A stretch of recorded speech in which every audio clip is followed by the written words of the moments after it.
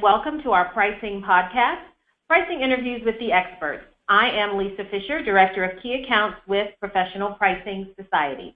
Adele is with Holden Advisors. You can find her at holdenadvisors.com, and please follow Holden on Twitter at Holden Advisors. Today's topic of discussion is executive support for pricing transformation.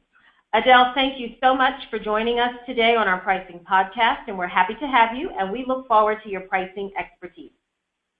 Thanks, Lisa. Adele here from Holden Advisors. So nice to be on the line with you. An exciting topic to talk about.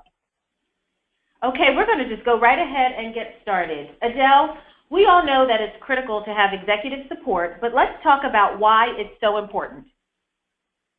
Well, it is very key. I know from my own experience with executives that sometimes they don't always understand conflicting metrics in the organization, and this sometimes can prevent the pricing team from implementing value capture appropriately. Recently at PPS, we did an informal survey about that indicated a struggle to get executives on board with pricing initiatives and pricing transformation. So today, let's explore how we, as pricers, can get mind share that we deserve and need to bring home the bacon, i.e. profit. So I think, some of the critical reasons that we need executive support and why it's so important are strategic direction. Are we actually aligned? Our culture, is it really prepared to change? Are we ready to transform? Executives also give us resource allocations to get our projects done and help us set priorities.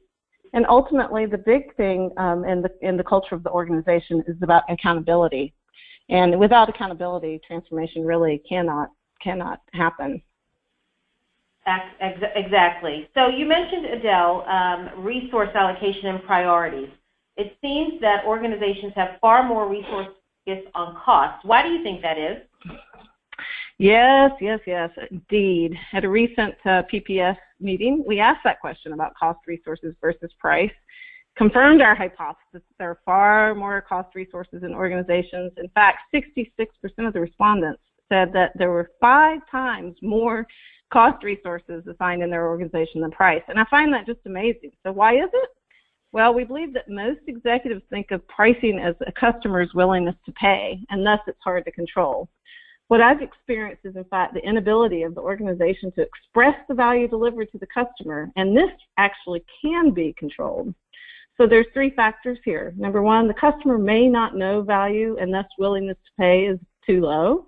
Number 2, customers know value and feign a lower willingness to pay because in the past it paid off with bigger discounts. And the third reason might be willingness to pay is not fixed, and there are a number of factors that can influence it. Pricing can have a huge impact on profitability when we control it, not when the market controls it. I see. So, Adele, what is the best approach to shift the organization's thinking from cost to pricing and get the resources required to support the pricing transformation? Okay, that's a good question.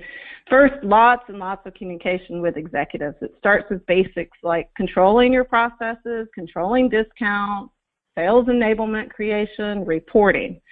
In my past, I made sure, even though my CFOs didn't necessarily require it, to meet with them once a quarter and let them know the results of our pricing versus our forecast for the prior quarter and what we plan to do for the next quarter negotiations. And also let them know of any projects that were going on in the organization. Next, I think a big thing, besides communication with executives, is looking around to utilize our other customer-facing teams. Think beyond the pricing team silo and get the message out about what is possible in terms of extracting price to value. What is the specific role they need to play? What are the tools you need for them? Do they have skills to execute inside these customer-facing teams to talk about value and not just about price? And then the bigger picture, ensure your full value, even beyond pricing and sales, your full team, beyond pricing and sales, understands and can communicate value in a way that makes sense to the customer. This could even be like your factory personnel. I know in my past, customers would call them to ask about supply. So at least if we know the value we're providing to the customer, that person, even outside the customer-facing team, can relay that in any conversations they have. Absolutely. So what are some things, Adele, that have worked for you to gain executive support? Well, we talked earlier about getting executive meetings quarterly or even monthly. I think another very important step on this journey is to show impacts of small projects and what impact they have on the bottom line of the company. Keep your message very simple. I've seen pricing presentations that were all spreadsheets, and I think most executives go numb to a message that's all about data. Instead, start with some things that are manageable. Tell them that you want to do a test of a price in the market or a marketing program, and come back and share your results. Do it one product at a time or even in one market at a time.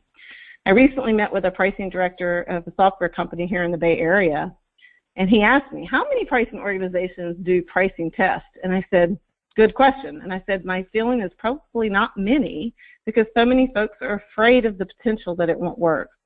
This fellow runs about 10 pricing tests per quarter. He has them well controlled in terms of potential for downside and reports on them monthly to his executives. He's gained the trust by starting small and controlling his projects and tests and reporting back. So build dialogue with your executives, but keep messages simple and tie it to the bottom line. Build trust in your process. Then ask for resources and investment you need to accelerate pricing transformation work and continue to show the results to them so they know the money has been well spent. Excellent suggestion. So Adele, finally, as we come to the end of this very brief but informative session, what do you do when the executives just can't agree? I'm sure that happens sometimes. Oh, Lisa, that never happened. Maybe just call Holden Advisors. Oh, I'm just kidding. No, this really does happen, but I think it is usually because executives can't see the rationale for change as it's connected to the bottom line of the company. In many of our clients, we have executives that run silos or business units that are expected to perform well, and usually performance means managing costs and expenses. So in these cases, we see conflicting metrics causing issues with pricing transformation. The best bet is to get them in the room as a team and guide them through the cause and effect of the metrics they're driving. It's simple math, really. And then once they get it, they see the big picture. I was at a turnaround here in the Bay Area, in the high-tech firm, where the mindset was to fill our factory. I talked to the CFO about it, and he was intent on covering his fixed costs and had the pricing team doing all kinds of variable cost pricing models for quarters and quarters and quarters. And the result was a really downward spiral of profit approaching $500 million.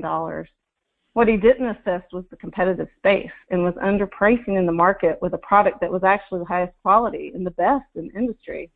Once he and I got aligned on some basics of competitive pricing, we were able to shift the mindset to manage the factory costs and have them adjust to the market. It turned the company around very quickly within a year. Excellent, excellent. So if I could sum it up, and please interject if I didn't get it all, but just for our listeners out there, 3 key takeaways could definitely be to garner executive support for pricing transformation is education, educating your key executives, helping them to shift their mindset, and definitely 120% communication on everybody's part, all the players that are involved. You've got it, Lisa. You got it. Awesome. Adele, thank you so much for joining us today. And for further information on this topic and others, you could reach Adele at amclean@holdenadvisors.com. Also, visit our website, www.pricingsociety.com, to learn more about our organization.